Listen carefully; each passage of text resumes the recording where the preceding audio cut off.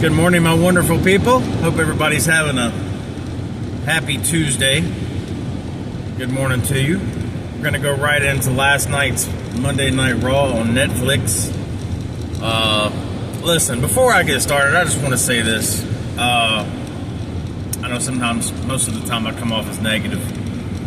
It's only because, I love wrestling as a whole. And with one thing you're never going to see from me is fake. I watch a lot of wrestling content creators, and sometimes I can feel and see fakeness. Like, they really aren't about what's going on, but they kind of have to keep that positive vibe. I just can't do that. And with me, you're gonna get what it is every single time. I'm not gonna try to be fake. I'm not just gonna be like, hey, the show was great. Last night's show wasn't bad. It wasn't great, but it certainly wasn't bad. Last night was a decent show.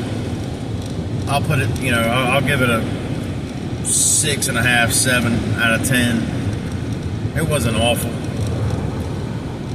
It actually had more good than bad. But anyway, I just want to get that out of the way, clear that up first. Like, guys, you're not going to get, every video is not going to be doom and gloom, because that's not, no. It's just, we're in WrestleMania season, and I'm just not a fan of what's happening in general. But anyway, so they opened up the show last night with Sami Zayn coming out. I'm not going to go through every little bitty scene. Again, I kind of keep these videos short. Sami Zayn comes out first. And obviously, it was good to see him, but, Kevin Owens dropped him on his head. And, of course, he comes out and he talks about it. And he's wanting a match with Kevin at the Elimination Chamber. And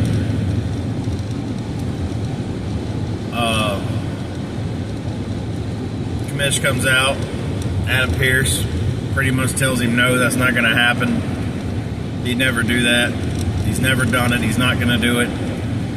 He wouldn't allow that to happen.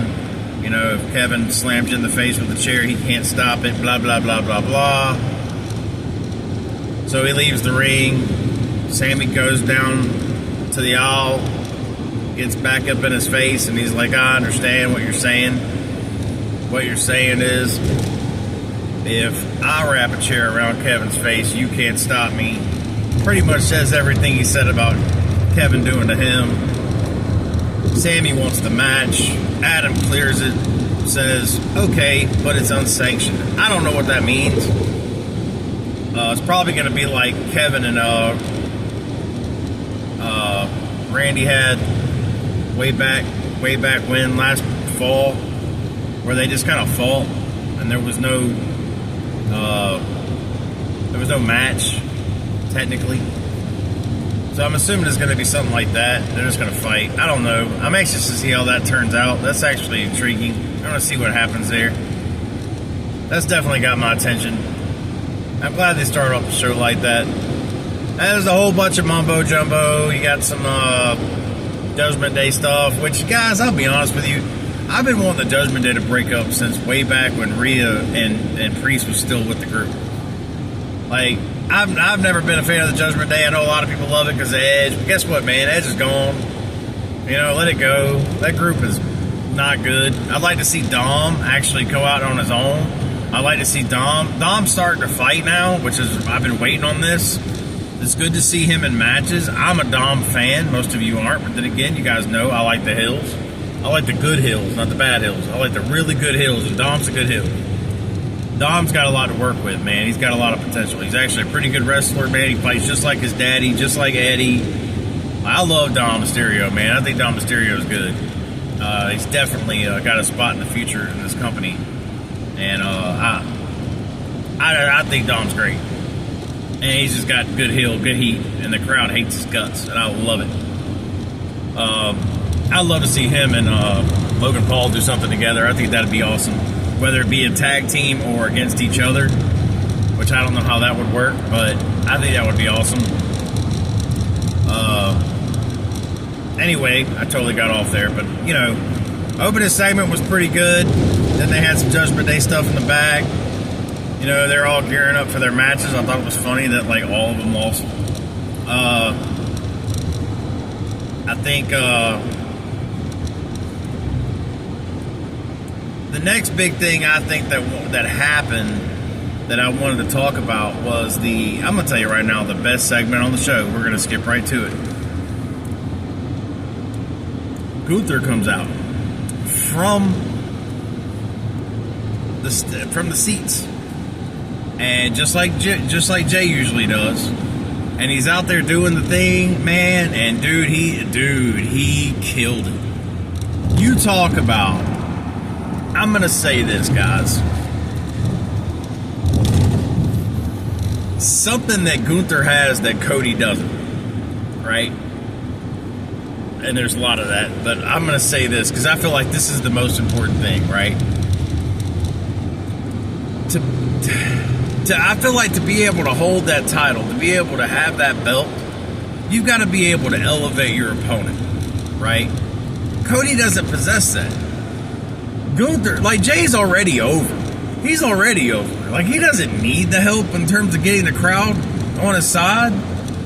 But like I'm telling you right now, man, Gunther is so good at being a heel and saying the right thing. Like his entire promo last night, from all the way up in the seats to all the way through down the aisle, was peak.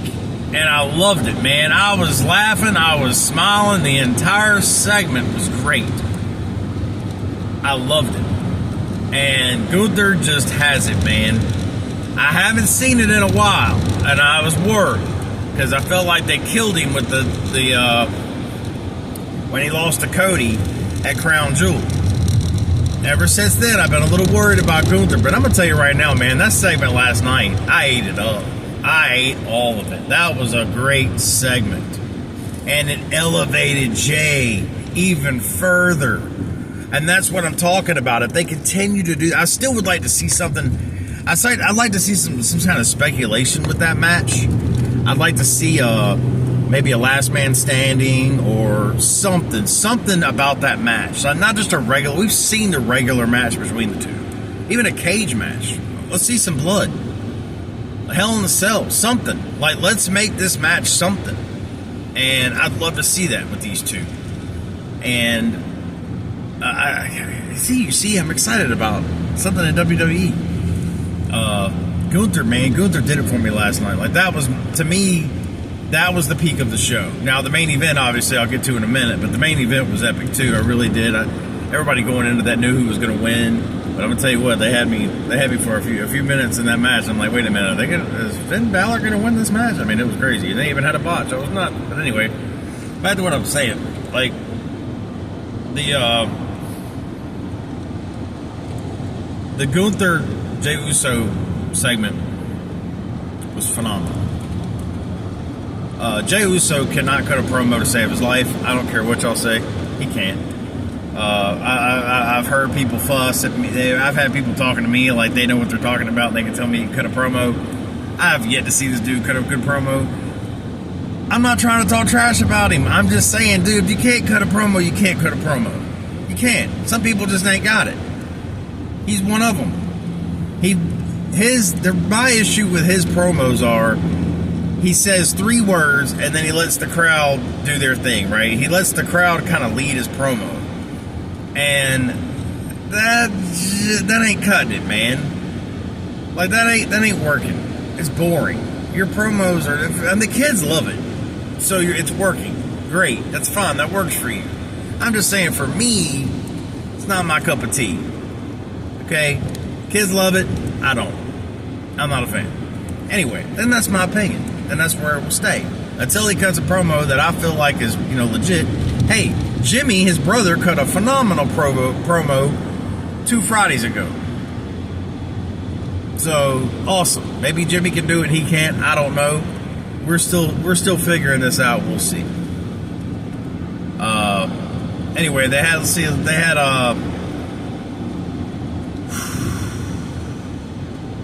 Elimination Chamber match. You had Roxanne Perez against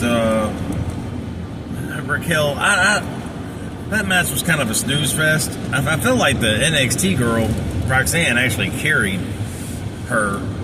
I think she's the NXT girl, Roxanne. She's good. I think I'm glad she's fighting on the main roster. I'm glad they're using her, and I think that she's definitely gonna. But she won. She's gonna actually be in the Elimination Chamber match, and that's awesome. I love that. I think that's great. No, she's not gonna win, but I think that's phenomenal. I'm super excited about that. Anyway, yeah, that match was kind of whatever, and then they had the number one contendership for the Intercontinental title with man, that match. That was another snooze fest. They had a couple of snooze fests in a row, and God, don't even want to. This was the middle of the night because they put all their not good matches like right in the middle of the show. You had Penta versus we'll just call him Butch, Pete Dunne, whatever you want to call him. I don't care. Either way, it was a snooze. I'm not big on Penta. A lot of people love him. He'll grow on me. I don't know. I was around during the Luchador era, and they just never meant anything. Like they weren't, whatever. I love Ray, Eddie. There was a couple of standouts that actually made it, but most of these guys are whatever. They're one-trick ponies, and they have good matches, but there's just not any, in terms of mic work, in terms of promos, in terms of everything else that it takes, they just don't ever have it. And I've heard Penta talk, and I'm just not impressed. So we'll see. I'm not trashing the guy. I'm not a fan of his yet. He may grow on me. We'll see. But that, like I said, the middle of last night was kind of you can tell they put their matches in the middle. And then I did like you had the great match between Dom and AJ Styles. Now these two guys, I love both these guys. I'm a fan of both of them. I already talked about Dom. I love AJ Styles. I've been watching him since the Ring of Honor days. He's amazing. Always thought he was. He's a future Hall of Famer, no doubt. He looked great. He looks better now than he looked when he got hurt before. So I'm super excited about what they're going to do with him. It looks like they may go in to a feud between him and Braun Breaker after last night. Braun Breaker coming out after he gets the win against Dom and tries to spear him. Braun Breaker tried to spear him and he accidentally hits Dom. That could be a thing. I'd like to see Dom in the Intercontinental picture as well, but I wouldn't be at all surprised if we see a AJ Styles for the Intercontinental with Braun Breaker at WrestleMania. That's a banger. I would be super okay with that. But give me a story with it, man. Don't just make it happen. See, Triple H also has this thing, man, where you gotta have all these people involved, right? They'll just magically make things happen just to have everybody involved. Or they'll put like multiple people in a match just to have everybody in it. Like, don't do that, man. Have a story with it. Don't just pile up everybody in the roster and say, all right, everybody's in Mania. No. Make them earn it. And then there was a Karrion Kross scene where he's talking about it, Sammy and everybody. Like, I love Karrion Kross. I think Karrion Kross is great. His in-ring work is a little but he's a phenomenal. I love him on the microphone. I love his character. I love how he talks. I love that. I think that's great. Looks like he's going to have something in the future with Sami Uso. I called him Sami Zayn. My son was here right now. He'd be laughing at me. He knows I don't like the Sami Uso thing at all. But anyway, I think that could happen at WrestleMania as well. Like I said, there's some excitement here for WrestleMania. It's starting. I'm still not there yet. I'm still not, super stoked about Mania. But there's potential here just don't mess it up. And like I said, I just got done saying, like, don't make it a 6-man, ladder match for the Intercontinental belt, which I'm scared to death they're going to do. Because they got a ton of guys that look like they're lined up for the Intercontinental Championship. And then it's funny, who's lined up for the U.S. title in the other channel? It's crazy. They ain't doing nothing. Anyway, so...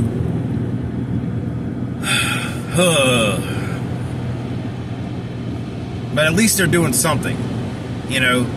I just want a story with it. Don't just make it Braun Breaker defending his title against AJ Styles just because. Like, give me a story with it. Like, come on, do some writing. Is WWF creative? Like, are they there? This is my point. This is what I keep saying every week. And we got a long ways. They did bump WrestleMania back. It's like mid-April. And that's a little further than we're normally used to having. So maybe they're Triple H likes to slow cook. Okay.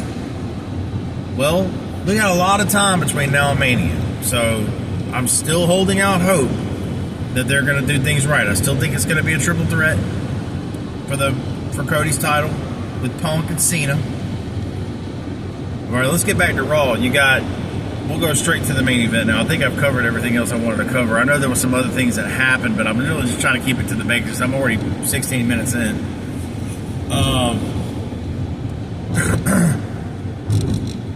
The main event last night was awesome. Finn Balor took on Seth freaking Rollins for the last spot in the Elimination Chamber. That was a banger match. I knew it would be. Those two guys really brought it. There was a botch, and that was clearly Finn Balor's fault, not the referee's, even though the crowd's chanting ref sucks. That was not the referee's fault. In fact, the referee did what he could to save it. That was all Finn Balor. All Finn Balor. All Finn Balor. 100%. But, the ref ate it, and they made it out to like he's the one that messed up. He's not the one that messed up. Anyway, it was a great match. I don't want that to overshadow the match itself. The match was great. Those two guys really bought it. There was a few times in that match where I was like, man, are they, even after the botch, I was like, there was a few times where I'm like, bro, is Finn going to win this match? Like, I really thought there was a chance a few times that Finn was going to win. And I was like, dude, they could do it, I guess. And they didn't, The pedigree, Seth Rollins' pedigree is terrible. I don't ever think I've ever seen him land it, right. Ever. But anyway, Seth won. He's the last man. Now he can talk and do all his crap and get ready for that. And I don't know what's going to happen. I still believe that at Chamber, now that that's in and he's in, I do expect Roman to show up. If he doesn't have a scheduled match, which at this point he does not. But I do expect Roman to show up at Chamber and somehow screw Seth Rollins out of the Elimination Chamber. I do feel like that should happen. That would be awesome. And then you'll have a Seth versus Roman at Mania. And again, that would be epic. That would be good. So, again, there is potential for good things for Mania. Again, we're still early. Triple H slow cooks. That's what he does. I'm just, really, really, really anticipating a better Mania than I anticipated originally. So, we're getting somewhere. We're moving forward. I don't really have a lot to say about what's coming up on Friday. But, because, the Elimination Chamber is set. Everything is set now. We're just a week now from, a little over a week now from Elimination Chamber. And it looks like we're set to go for that. And then things will obviously start falling into place for Mania. Guys, thank y'all for tuning in today. I love you guys. I hope y'all have a phenomenal Tuesday. And I might be back a little bit later to talk some more. Y'all have a good one. Love y'all.